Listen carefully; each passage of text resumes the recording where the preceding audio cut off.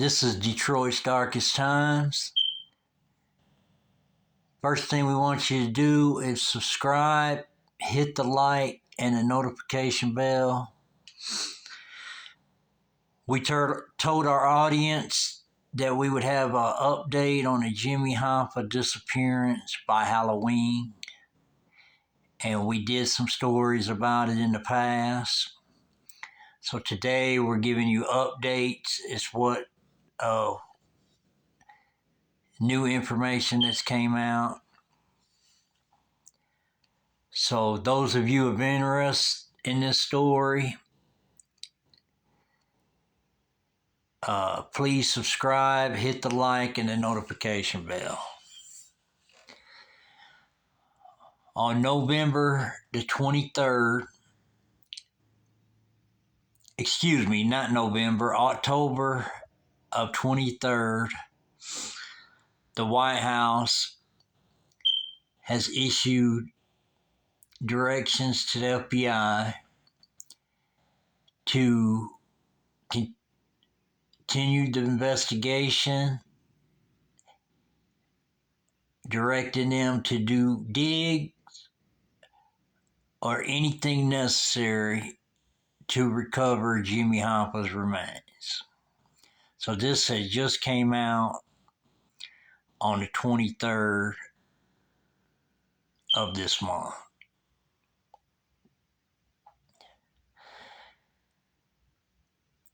And they're also taking tips from anybody that's got tips that knows anything about it. You can Google it and you can find out where you can, if you got any information, where you can send your information to. But the story of Jimmy Hoffa goes back a long time ago.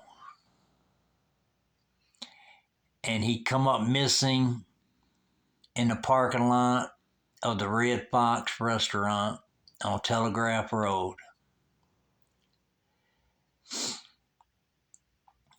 And what it actually happened was he was at home.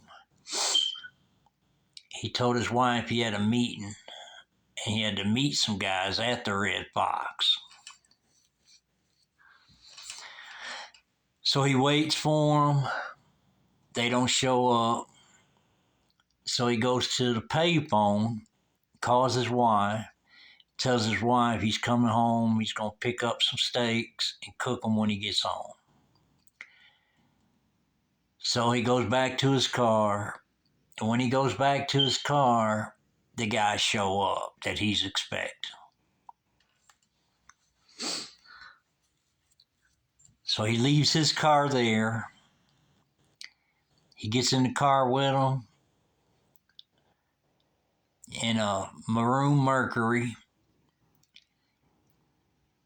There's 3 guys in the car. He gets in the car with them because he's expecting them, and they pull off from the Red Fox parking lot. There's been a lot of stories about this in the past, but Detroit's Darkest Times, we're just giving you what really happened. So they drive straight down to the Renaissance Center. And this is during construction of the Renaissance Center in Detroit City.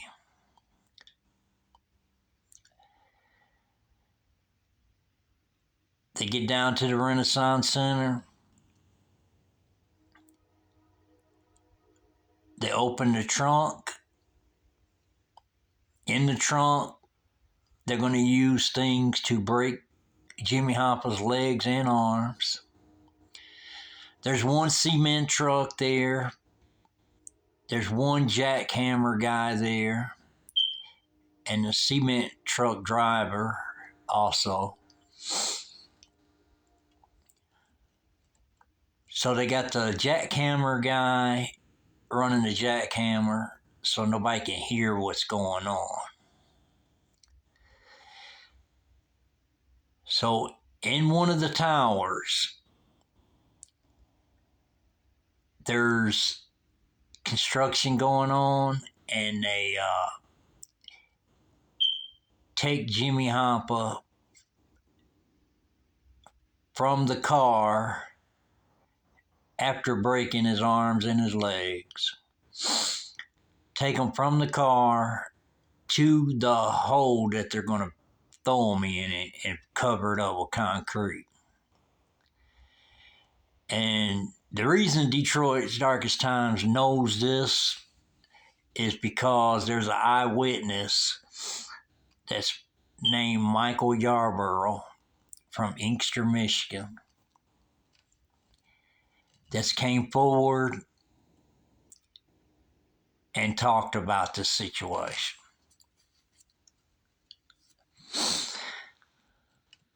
So he says at this time, he's in Inkster, and he's thinking about going to college, and his sister's talking to him and saying, you got a kid on the way, maybe you need to wait on college and step up to the plate and take care of your responsibilities. So he knows that she's right. And so what he tells her, he says, hey, I think I hear that they're hiring at the Renaissance Center. So I'm going to go down here, downtown Detroit, to apply for a job down there. So he takes off. He goes down there. And some of the project is complete and some of it ain't. So he goes down there, parks his car, walks in the building, talks to a security guy, and he asks him where is the Queen America temporary service at. He tells him down the escalators,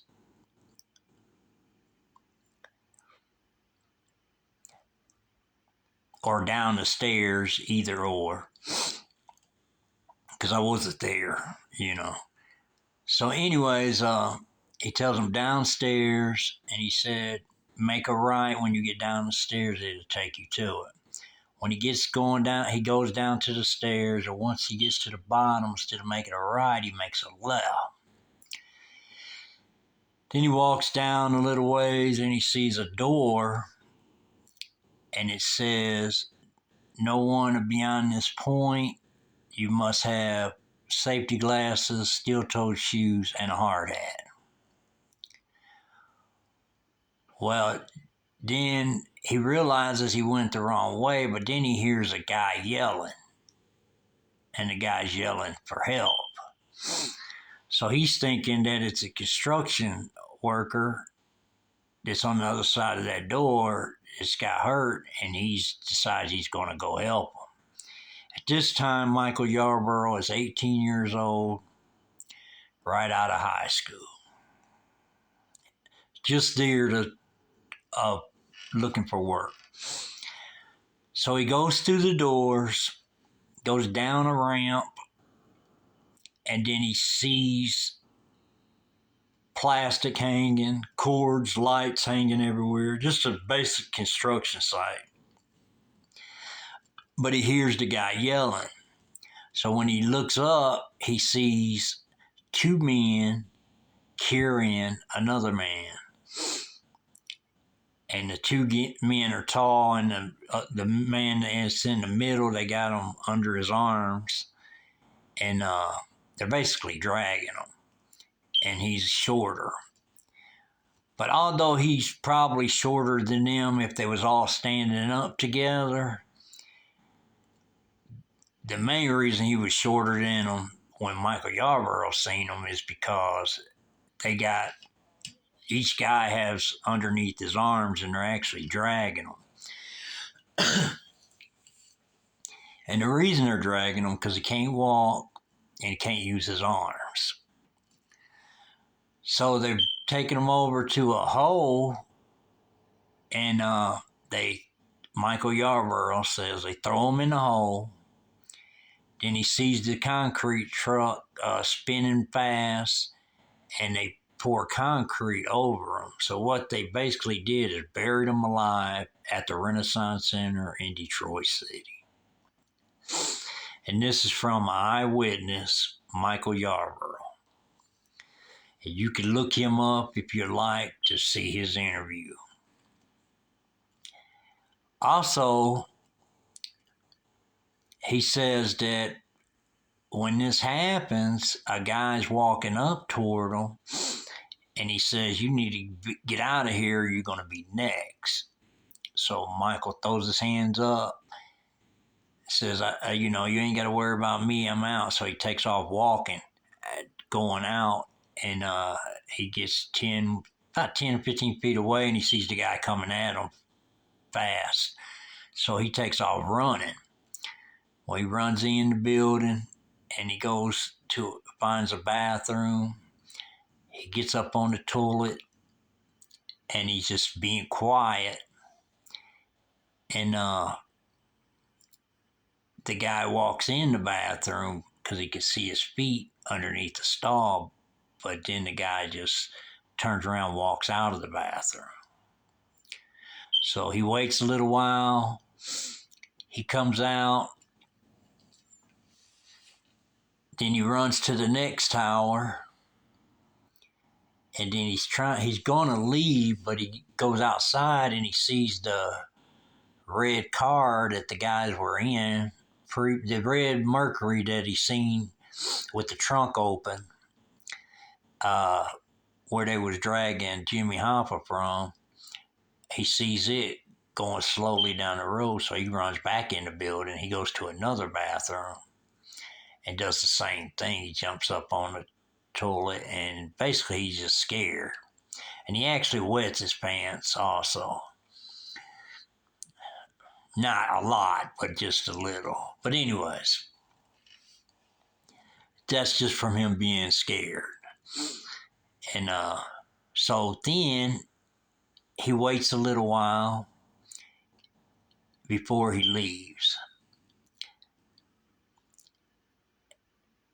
And at this time, you got the concrete driver that's driving a semi-truck, the cement truck. It's still a semi-truck, but a cement truck. Then you got the guy that's using a jackhammer. Then you got the two guys that was dragging Jimmy Hoffa. And then you got the third dude, and that's the dude that walked up to Michael Yarborough. So, you got 3, Jimmy Hoffa's 4, the truck driver's 5, the jackhammer guy's 6, and Michael Yarborough himself is 7. So obviously that day, I really haven't looked at that date to see actually what day it was actually on. I know the date. The date was July 30th, 1975. But if it was during a work day, it's clear that they told everybody to go home early because this is a union job, and you always have a supervisor, and he directs things on a day-to-day basis in the union construction and stuff like that. And guys are not going to complain if they say, hey, we're working to noon today, and then y'all got to leave or whatever, So if that was during a work day, that's probably what took place, and the reason nobody was there. And it was kind of late in the day too, but you got to know that they had to send their workers home early because it's real close to 4 o'clock when this is going on or something like that. It's in a window of between I would say in between, I really don't want to say a time because I would have to look into it more better before I say a time because I don't like to give my audience false information. I like to, keep it 100. And, but anyways, they had them guys. So Michael Yarborough finally gets his courage up and goes out the building. And then he's having a little trouble finding his car because at this time he's nervous, scared, and he knows where he parked, but he's just looking for his car. So he gets his car, get in his car, and he drives back to Inkster, where his sister, brother, and his brother's wife sat. And then he's planning on staying there that night. And but he tells them, he says, "Y'all ain't gonna believe what I seen downtown. I seen a guy get murdered and buried at the Renaissance Center." So that they talked about it that night, went to bed. The next day on the news on channel 2, 4, and 7, there was a news break about Jimmy Hoffa missing, a former Teamster president. So when he sees the guy's picture, he said, "Hey, that's the dude I seen them throw in a hole and they buried him with concrete." And then when his sister and brother's looking at it with him on the news, they're like, "Hey, that's the mom, so you don't need to say nothing about that because they're liable to kill you and our whole family." And so he decides, instead of putting him and his family in danger of being killed herself, he decides to keep quiet for many years. And then he finally comes out many years later after he ends up being a correction officer. He ends up having friends that's in the state police department in Michigan and everything like that. But just many years later, he comes forward and he tells a story, but he's just trying to get something done about it. So the reason we're doing this update on Jimmy Hoffa is because the new information has came out a few days ago, and the White House has directed the FBI to get back on the case and directed them to dig. And my guess, they're going to dig at the Renaissance Center, but they didn't say that specifically. But that's the last story that's been out, is he's at the Renaissance Center. And it's a story they really need to check because they got an eyewitness that's actually, showed on camera where Jimmy Hoffa's at. So, but the White House ordered it just a few days ago, so looks like it's going to happen. But I knew previously that something like that was going to go down, and but I had to get it official before I could actually say anything about it. So that's what's taking place now. So and I believe a lot of this has got to do with Michael Yarborough coming forward, and he finally did a video of it on camera where everybody can see the video, and actually he shows you exactly where Jimmy Hoffa is in the Renaissance Center. And they do a small scan in the Renaissance Center previous to this, and they located a hard hat inside the concrete. But, they're going to go further with it. But this was just something, I think they did without permission. I'm not for sure, but they might have got permission for it. I'm not for sure. I don't want to speak on something I really ain't for sure about, but they did get a photo of a hard hat in the concrete. But, and from what's circulating, it's possible that Jimmy Hoffa's buried there, and so is the jackhammer guy that was running the jackhammer. So, and that's just a possibility, but it's 100% that Jimmy Hoffa's there because that's Michael Yarborough eyewitnessed that and seen it himself. And he just didn't speak on it for a lot of years because he was worried about him and his family being in danger. So, that being said, that's what's going on today. And this is October 29th, 2025. That's the newest update that's out. If you want to look into it, feel free. But we've been discussing this segment about Jimmy Hoffa's disappearance for, about a year on this channel, is when we started it. But just hitting here and there on the story. But Michael Yarborough, he's your eyewitness guy. And like I said, he did the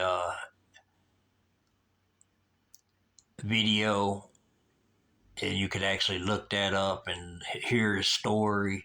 And actually, he shows you exactly where Jimmy Hoffa is inside the Renaissance Center. So that's probably what got the White House, to order the direction to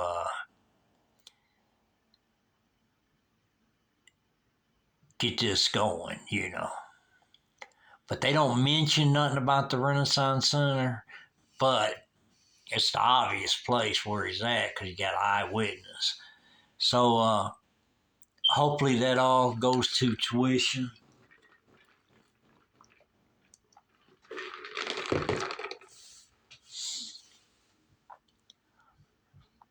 And we just wanted to give the update on it. And you can also look up the Jimmy Hoffa story if you wanted to get more information, if you're not educated on it or whatever. And it's just a part of history from Detroit City. And it is part of my story. This channel is my story. And anything that involves me or happened during my time in Detroit, it's part of my story. So that being said, we're just going to leave that right there for y'all. And if we get any more information, we will come back and let you know. So that being said, we appreciate everybody listening. Make sure you subscribe, hit the like and the notification bell. Be a part of the channel. Grow with this channel. Support this channel. We're out.